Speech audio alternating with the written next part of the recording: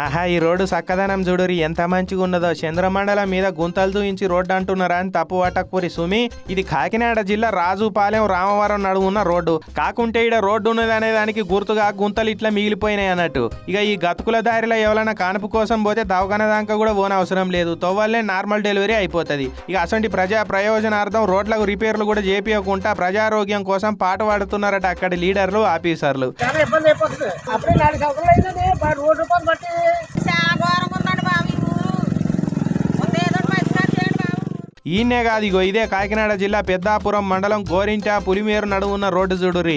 ఏడన్నా చెరువులు కాలువల కాడ కట్టిన కలవర్టులకు తూములు ఉంటాయి కదా, ఈడ మాత్రం రోడ్డు నడిమిట్లనే పెద్ద తూము ఉన్నది. కాదు, ఇది చూస్తుంటే ఈడికెంచి పాతాళ లోకానికి పెద్ద సొరంగం ఉన్నట్టు అనిపిస్తలేదు.